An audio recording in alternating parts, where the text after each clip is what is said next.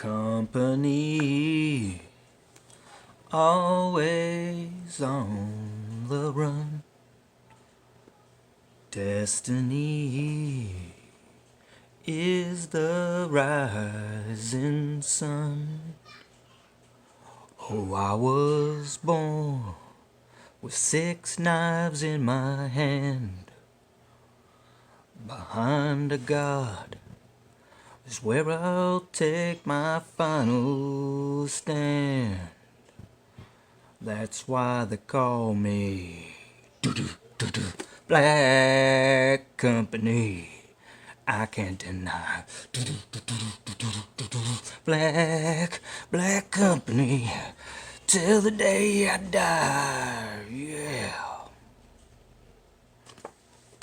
Ah, that's right. We have fun here at this channel. Alright, Black Company. And is Glen Cook, the Godfather of Grimdark. And if you're kind of wondering what I'm saying, basically, Grimdark got real popular in the 2000s. And everyone's kind of asking, like, who started it or who is the champion. But a lot of people are always, in the comments will always be like, well, what about Glen Cook? What about Glen Cook? And so what I'm getting at is Glen Cook wrote this, and it was published back in 1984. So there wasn't a whole lot of other stuff that was coming out in that year that was really that dark. You had stuff like Vampire Hunter D that was only published in Japan at the time, and you have like the Elric stuff by Michael Moorcock and maybe a couple other guys. But for the majority, you have very Tolkien-esque fantasy writers pumping stuff out at that time. So this is definitely gritty for its time. I still think it's pretty gritty for now. So let's get into it.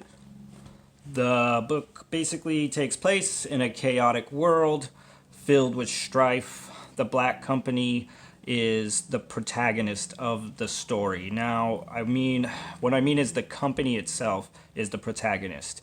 The story is told through Croker's eyes, who is the surgeon of the Black Company, and it also keeps several members very close throughout the tale, but by all means, the company itself is the main character.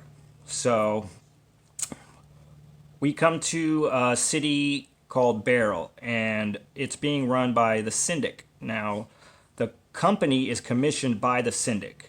The city of Beryl is basically a powder keg waiting to explode, and the Syndic is essentially a bad guy. So now the company is not necessarily bad. They fight for things like indefinable pride and money, but stuff like politics, ethics, moralities is pretty irrelevant to them. When we start, the Syndic is losing control of the city, and to make things worse, a recent lightning storm could have just released a very old terror, the Forvalaka. The Syndic now assigns the Black Company to go investigate, track down, and kill the beast. Now, the wizards in the Black Company do understand something about their foe, and they do know how hard this is about to get for them. So it's not looking really good for the Black Company, and it only gets worse. We got a closed quarters beast hunt.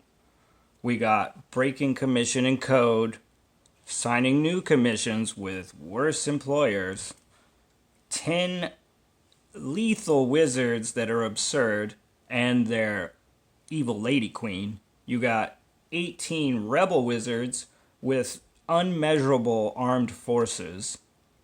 You've got cat and mouse games, fortune traps, internal sabotage, magic carpet rides. Then we can wrap it all up with never-ending battlefields, and we'll come with the company and their new employer facing off against the rebel hordes. Now, as always, I'm only scratching the surface. So let me get into what I liked about the book, what maybe I didn't like so much, what I do think that's going to be hang up or struggle for those that are beginning readers, struggling readers, slow readers. All right. First thing, let's talk about the pace of the book. it's a very fast pace. It's a hit the ground running pace, and it can leave you behind. Especially in the beginning, I felt I did have to reread a couple pages. The good news being it's a very short book. If you have to go back and reread some pages because of this issue, it's not that it doesn't make it that much more of a daunting task. This is an 800-page book, so reading a couple pages again, not such a big deal. The thing is it takes you from like what's going on to the next thing so fast. They'll be like talking about what they need to do or where they need to go, and then bam, we're there and we're doing it, and it can be a little jarring. Next, let's look the tone. The tone of the book is dark. This is a grimdark book. For being in 1984, it's a grimdark book, and for being 2020, it's a grimdark book. There's some dark stuff in there. There's some stuff that maybe some people don't want to read about. You know, it does mention rape twice in the book. It's not graphic. You know, it doesn't go into detail. It's just another element of among many elements in the book to kind of hammer home the dark, gritty tone and feeling of this world. Creating, you know, you just kind of makes you feel that desperation and that pain and the anger of anybody living in this world.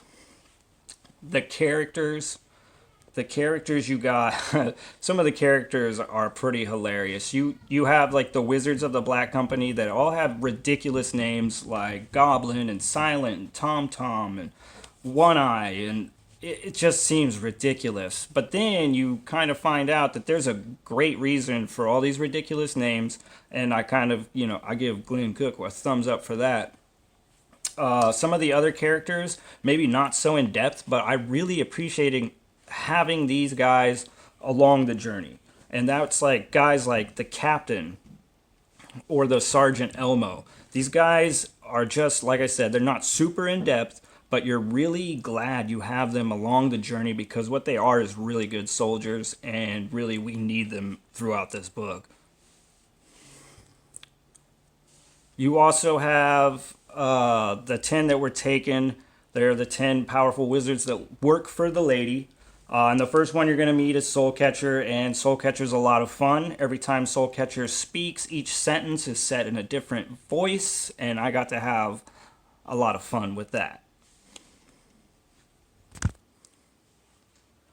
One thing I really liked about the book was it was not what I expected. I kind of thought, you know, Black Company, it's going to be like this brutal battles galore. It's not that. It's a soldier's story. I've never felt more like this would like what I have read was a soldier's story. You can tell in this that I mean, I know that Glen Cook was in the military, and so it makes sense. Like, there's a lot of downtime in the book, and the way that the men kind of interact with each other, and this part really lightens the mood of the darker tone, and it's kind of a nice little like reprieve from the constant like overwhelming, like oh shit. So you'll be kind of joining them around the card table for Tonk, or you know sometimes it'll be alone playing solitaire. It's just there's a very real feel to it all, if that makes sense. Another thing about the Black Company is it often gets compared to the Malazan series. They're both dark fantasy, like military series. They both span multiple books, like 10 books plus or something like that. Even Steven Erikson, the writer of Malazan, even himself has said that he was influenced by Glen Cook. But anyway, these always get compared. If you research, you know, top 10, top 20 dark fantasy books, both of these are going to pop up. Now, I've read Gardens of the Moon, the first book of Malazan, and now I've read the first book of the Black Company. And where Gardens of the Moon at the end left me feeling very overwhelmed and not sure if I could continue on, Black Company did the opposite, where it left me wanting to sign up. You know, the Black Company's got a new recruit. And that's just, that one is one thing I was really looking for in the beginning of this book, and I was glad at the end that I was like so happy. I wanted to read the rest of the series, and it's something that's not so daunting and overwhelming. Overall, I really enjoyed this book. Is Glen Cook the grimdark Godfather? Well, you know, I'm not the I'm not important enough to be able to put the crown on his head, but I can say he certainly was doing it a long time ago. I really want to thank everybody for watching this. I've shot this review. This is like my third time now. I keep messing up the footage and everything. Again, I don't even really want to go into it. I do know there's a lot of background noise on this one. I'm just trying to get this thing out there at this point. I want it out of my head so I can go on to reading other books. I do want to get some shout outs. I want to do a shout out to the Library of Allenxandria. He has a Gardens of the Moon review out on his channel. It's actually really honest, spoiler free, probably my favorite Gardens of the Moon review. And it probably sounds like I was coming down on the book. It is a good book and you should go check out his channel. The other one I want to talk about is Joe from Joe's Review Journal. Joe commented on my Dune review, and I really appreciate that. He's actually getting ready to do a Dune review himself, so please check out his channel. And last but not least, David from David's Book Reviews. David is currently reading all of Stephen King's work at the same time he's reading other novels. He does spoiler-free reviews. They're very honest. I actually admire how he can talk about the stuff that he loves and still tell you if it's hit or miss. So please go give David a look. It's David's Book Reviews. Once again, guys, just thanks for hanging in there. Hopefully I start getting better doing some of this stuff. We'll see. Later.